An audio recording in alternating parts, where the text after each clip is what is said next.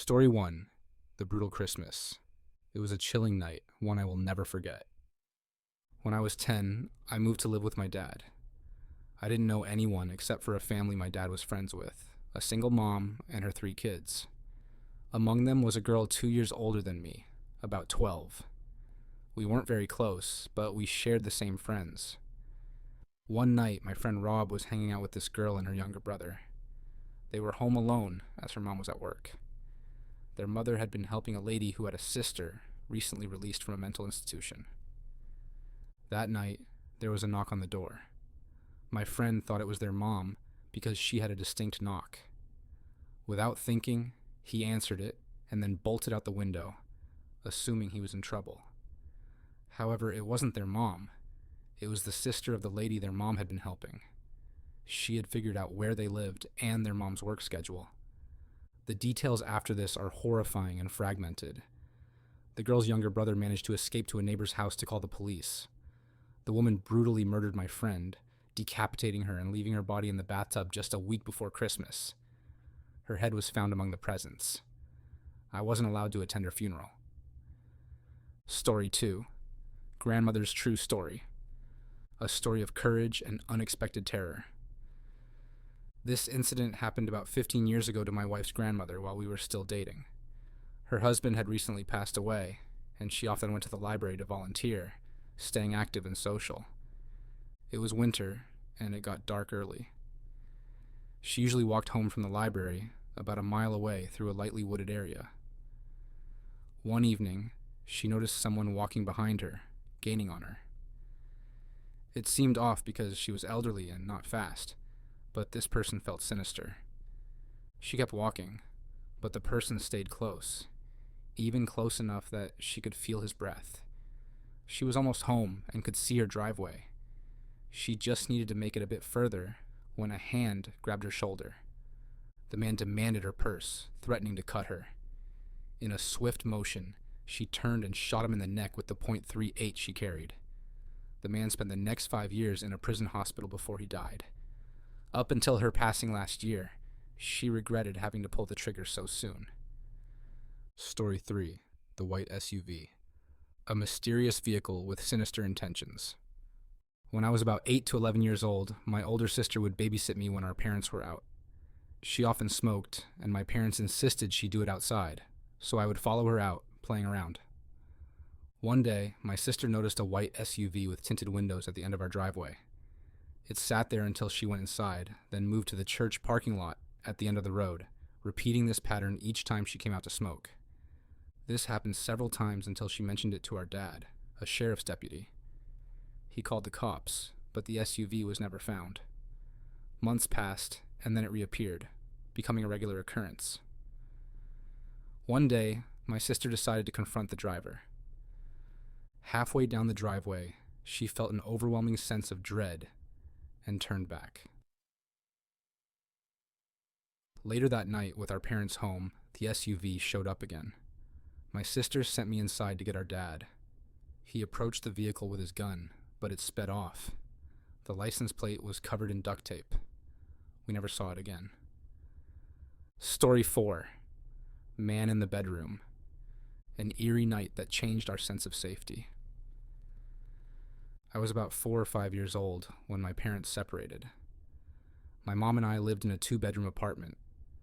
Though I had my own room, I often slept in her bed. Our bedrooms were at the end of a hallway, directly across from each other. One summer night, I woke up and saw our cat sitting in the doorway of my mom's room, which was unusual because he was typically in bed with us. As I watched, he walked into my room and meowed. I woke my mom, and we both looked back at the doorway to see a man standing there. My mom acted quickly, picking me up and throwing me out the window behind the bed. She followed, and we screamed for help. Someone called 911, but the man had already left. The police found no signs of forced entry, only that the front door was unlocked, though my mom insisted it had been locked. A week later, while cleaning, my mom found a notebook with names and drawings, a pair of gloves, and some gum wrappers in the water heater closet. The police believed the man had been hiding in our apartment, waiting for us to fall asleep. Story 5. The Cackling Basement. A chilling encounter in the dark.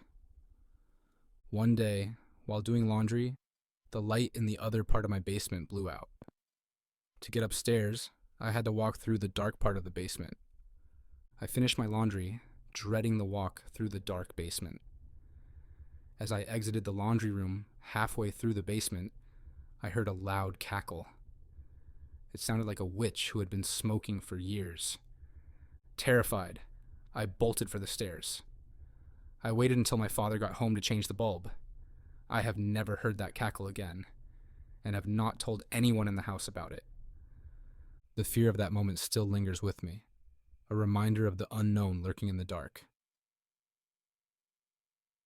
Story 6. The Homeless Man. A terrifying realization in the dead of night. This happened to a friend of mine, Minji, who works as an English tutor in South Korea. One evening, she was tutoring a high school boy, and they stayed up late studying. The buses had stopped running, and the boy asked if he could crash on her floor. Reluctantly, Minji agreed. She got into bed while the boy laid a blanket on the floor.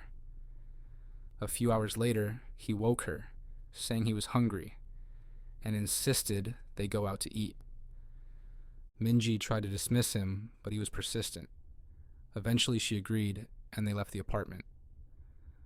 Once outside, the boy confessed that he saw a man sleeping under her bed when he woke up. They called the police, who found a homeless man had been living under her bed for 2 months. The boy only saw him because he was sleeping on the floor. Story 7. The Ambush. A seemingly innocent scene turns into a potential trap. I was driving from 29 Palms, California to Albuquerque, New Mexico, taking a shortcut through Amboy. Amboy is a nearly abandoned town, and the road through it is desolate. As I drove up a canyon, I saw a red Pontiac Fiero stopped sideways across both lanes, with a suitcase open and clothes scattered everywhere. 2 bodies lay face down in the road. I stopped, sensing something was wrong. Being a Marine, I reached for my pistol. The scene looked too perfect, like an ambush. I decided to drive around the bodies in the car. As I sped away, I saw in my rearview mirror that the bodies had risen, and people emerged from the tall grass on either side of the road. I floored it until I reached the interstate, never knowing what could have happened if I had stopped. Story 8. The Screams. A night of fishing turns into a night of terror. My friends and I were night fishing on the James River. We had a fire going, talking and drinking a few beers. Suddenly, everyone stopped talking. We all felt something was watching us from across the river. A blood-curdling scream erupted from the other shore, freezing us in our tracks. The scream was like nothing we had ever heard, making every hair on our bodies stand on end. We grabbed our firearms and waited, staring across the river. The scream came again, this time from our side of the river, just a few yards away. We ran to our trucks and fled, never finding out what made those horrifying sounds. Story 9. The Phone. A simple mistake leads to a terrifying realization. My friend picked me up for a hockey game. During the ride, I realized I had forgotten my phone. I borrowed his phone to call home. Someone answered, but remained silent.